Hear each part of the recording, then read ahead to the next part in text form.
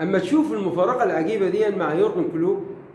يورجن كلوب 2012 يستغنى عن محمد زيدان. 2012 بروسيا دورتموند خد الدوري الألماني ب 81 نقطة بفارق 8 نقاط على الوصيف بايرن ميونخ 73 نقطة. محمد زيدان شارك في أفريقيا 2010 وخدنا بطولة أفريقيا 2010. بعد موسمين بالظبط يورجن كلوب يستغنى عن محمد زيدان وهو واخد البطولة معاه، وكان محمد زيدان من اللعيبة البارزين في بروسيا دورتموند، وكان جايب أهداف في بايرن ميونخ اللي هو ما كانش حد بيوقفه.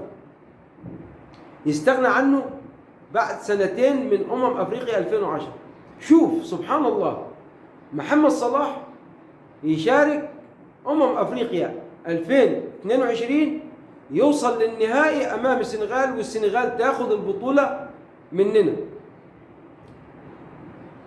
بعد موسمين من أفريقيا يورجن كلوب هو اللي يستغنى عن نفسه من ليفربول. مفارقات عجيبة تبين لك الراجل دون هان وتهان. سبحان الله، الدنيا مش بتسيب حد يجيب لي سبب معين لما استغنى عن محمد زيدان من بروسيا دورتموند. بيستغنى عن محمد زيدان ليه؟ لأن محمد زيدان كان نجمه سطع في بروسيا دورتموند، نفس حال محمد صلاح حاليا في ليفربول. لذلك لما أقول لك إن يورجن كلوب كان عاوز محمد صلاح هو اللي يمشي مش ساديو ماني، ان مشي ساديو ماني ده على غير رغبة يورجن كلوب. لذلك اكيد يورجن كلوب بعد كده قرر الرحيل عن ليفربول، لانه ما يحبش حد يشاركه في المملكة بتاعته، ودون خطأ كبير. مش ما يحبش حد يشاركه في المملكة بتاعته، هو مش بيعرف يتعامل مع النجوم الكبار.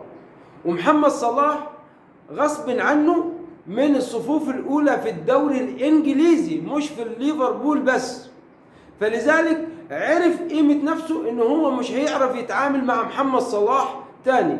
لذلك قرر إنه يستغنى عن محمد صلاح، ولكن الإدارة ما وافقتلوش عشان خاطر عارفة إن الجماهير مش هتسمح بكده.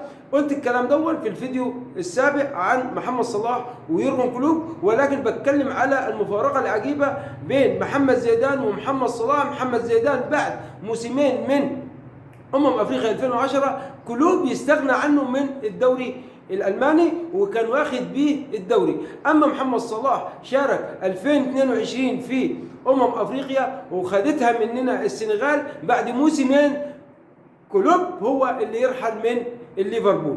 السلام عليكم.